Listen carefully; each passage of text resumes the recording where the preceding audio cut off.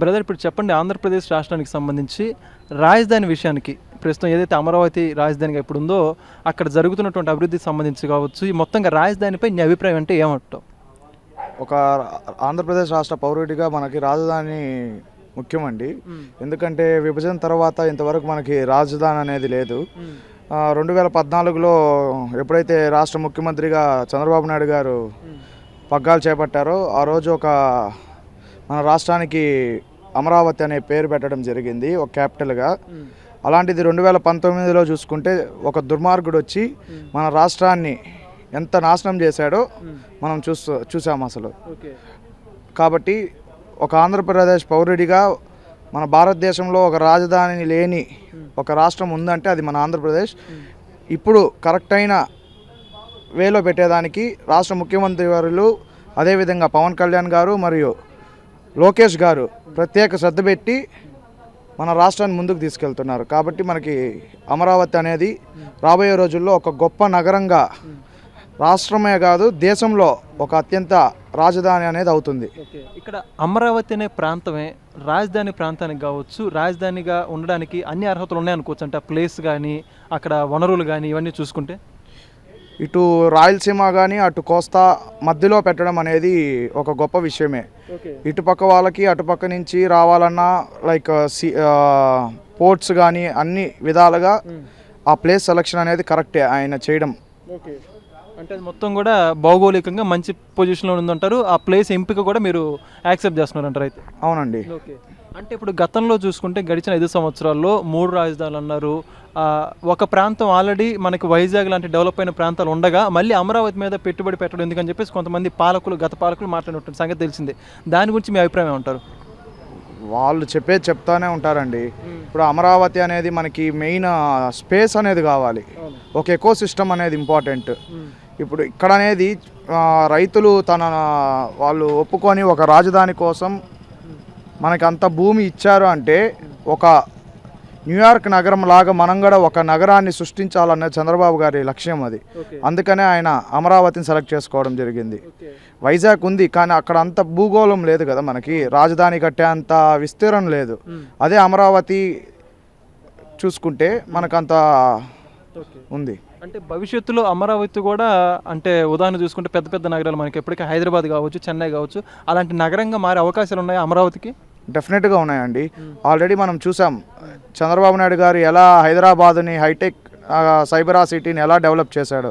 So అదేవిధంగా మన అమరావతి కూడా రాబోయే రోజుల్లో రాబోయే సంవత్సరాల్లో రేపటి తరం కోసం ఆయన వేసిన పునాది ఎంతో గట్టిది. కాబట్టి కన్ఫామ్గా రాబోయే రోజుల్లో అమరావతి అనేది మన దేశంలోనే నెంబర్ 1 అవ్వబోతోంది. అంటే మీరు చెప్పినట్టుగా చేస్తే మన ఇప్పటి వరకు మన ఆంధ్ర రాష్ట్ర యువత ప్రస్తుతం ఒకప్పుడు చెన్నై వెళ్ళాం, విభజించిన తర్వాత మనం మళ్ళీ హైదరాబాద్కి వచ్చాం, మళ్ళీ ఇప్పుడు మన ఆంధ్రప్రదేశ్ ప్రజలు కొంతమంది గతంలో వలసపోతున్నారు ఇతర రాష్ట్రాల రాజధానులకి. మీరు చెప్పినట్టుగా అమరావతి పూర్తి అయితే ఆ వెళ్ళే అవకాశాలు ఉంటాయంటారా? అలాంటి అవకాశాలు మనకు అమరావతి ఆ విధంగా తయారైద్దా? మన అమరావతి అనేది డెవలప్ అయితే వలస అనేది ఎందుకు ఉంటుందండి? ఇప్పుడు 2014లో చూసాం ఎన్ని కంపెనీలు తీసుకొచ్చాడు ఆయన. కేవలం 5 ఏళ్ళు ఉంటేనే అమరావతి కాదు మన ఆంధ్రప్రదేశ్లోకి ఎన్నో కంపెనీలు వచ్చాయి. కియా కావచ్చు, ఇటు రాయలసీమలో చూసుకుంటే డిక్సన్ కంపెనీ కావచ్చు, సెల్కాన్ కావచ్చు, అదేవిధంగా వైజాగ్ని ఐటీ క్యాపిటల్గా చేశారు. అదే హైకోర్టు కానీ సెక్రటరేట్ కానీ 5 సంవత్సరాల్లో తీసుకురావడం అనేది అంత ఈజీ కాదు కదండి. కాబట్టి రాబోయే రోజుల్లో కంపెనీలు వస్తాయి. ఇప్పుడు వచ్చి మనం కేవలం 9 నెలలే అయింది. 9 నెలల్లోనే టీసీఎస్ అనేది వస్తోంది, చాలా ఐటీ కంపెనీలు వచ్చాయి. కాబట్టి వలస అనేది తగ్గుతుంది రాబోయే రోజుల్లోకి. ఒక పక్క మీరు చూసుకుంటే ఇప్పుడు అమరావతి నిర్మాణం పట్ల అక్కడ జరుగుతున్న పనుల దృష్ట్యా ఇవన్నీ కూడా కంప్లీట్ అవుతుంటే చాలామంది ఇన్ని సంవత్సరాలు పడుతుంది, అప్పటికి ఇంత లేట్ అవుతుందని చెప్పేసి మాట్లాడుతున్నారు. దాని గురించి మీరు ఏమంటారు? ఇప్పుడు లేట్ అవుతుందండి. ఇప్పుడు ఒక బిల్డింగ్ కట్టాలంటే మినిమం అన్న 1 సంవత్సరం రోజులు పడుతుంది ఒక ఇల్లు కట్టాలంటేనే. అలాంటిది ఒక రాజధాని కట్టాలంటే కనీసం అన్న ఒక 10 ఏళ్ళైనా పట్టదా? ఆయన వేసే పునాది ఎంతో స్ట్రాంగ్. మనం ఆల్రెడీ హైదరాబాద్ చూసాం. హైదరాబాద్ పెట్టింది నిజాములు, కానీ చంద్రబాబు నాయుడు గారు పెట్టిన పేరు వచ్చి సైబర్ సిటీ, హైటెక్ సిటీ. అలాంటి నగరాలు 1 సంవత్సరంలో డెవలప్ అయింది కాదు కదా. ఆయన వేసిన పునాది వల్ల ఈ టైం పడుతుంది. మనం ఓపికగా ఉండాలి. రేపటి తరం కోసం ఆయన చూస్తాడు ఎప్పుడు. కానీ మనం అనేది ఈరోజు ఆలోచిస్తాం, ఆయన రేపటి తరం కోసం ఆలోచిస్తాడు. ఇన్ని వేల ఎకరాలు అవసరం అని చెప్పేసి వాదన వినిపిస్తుంది. అంటే కొంతమంది మాట్లాడుతున్నారు ఇన్ని వేల ఎకరాలు అవసరం ఎందుకు అని చెప్పేసి మాట్లాడుతున్నారు. దాని గురించి ఏమంటారు? అవసరం ఉంది కదండి. ఇప్పుడు రాజధాని అనేది ఒక ఎకరాలో కట్టేది కాదు కదా. కొన్ని వేల ఎకరాలు అనేది ఉంటేనే సెక్రటరేట్ కావచ్చు, ఐటీ కంపెనీలు కావచ్చు, టవర్స్ కావచ్చు, 4 విధాలుగా అభివృద్ధి చెందాలి కదా. ఇప్పుడు న్యూయార్క్ నగరం ఉంది. న్యూయార్క్ నగరం ఒక ఎకరాలో అలా కనిపిది కదా, కొన్ని వేల ఎకరాలే కదా. సో అలా కూడా మన అమరావతి అవుతుందని నేను అనుకుంటున్నాను. ఖచ్చితంగా చంద్రబాబు నాయుడు గారి వల్ల అవుతుంది అది. రేపటి తరానికి నారా లోకేష్ గారు ఆల్రెడీ అడుగులు వేస్తున్నారు కాబట్టి మేము నమ్ముతున్నాం. అంటే ఇప్పటివరకు మీరు చెప్పారు గత 5 సంవత్సరాలు ఆంధ్రప్రదేశ్ రాజధాని అంటే చెప్పుకున్నటువంటి పరిస్థితి లేదనే విధంగా. ఇప్పటికైతే ఆంధ్రప్రదేశ్ రాజధాని అమరావతి అని చెప్పేసి ముఖ్యమంత్రి చంద్రబాబు నాయుడు గారు చెప్పారు. అక్కడ పనులు కూడా వేగంగా కొనసాగుతున్నాయి. మీరు గమనించుకుంటే ఫైనల్గా ఒక ఆంధ్రప్రదేశ్ పౌరుడిగా అమరావతి నిర్మాణం కొనసాగుతుంది. ఈ విషయం గురించి కొనసాగాలండి. కొనసాగుతుంది ఏంటి, మన రాజధాని అమరావతియే.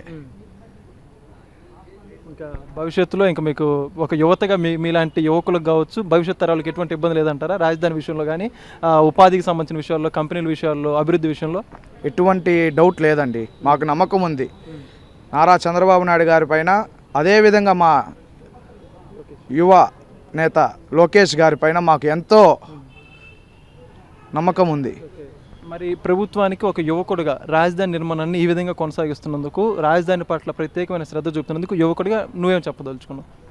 నేను ఒకటే చెప్పాలనుకుంటున్నానండి, నారా చంద్రబాబు నాయుడు గారికి, అదేవిధంగా యువకెరటం నారా లోకేష్ గారికి ఆంధ్రప్రదేశ్ని ఒక గొప్ప రాష్ట్రంగా తీసుకెళ్లేందుకు ఎంతో వాళ్ళు ముందడుగులు వేస్తున్నారు.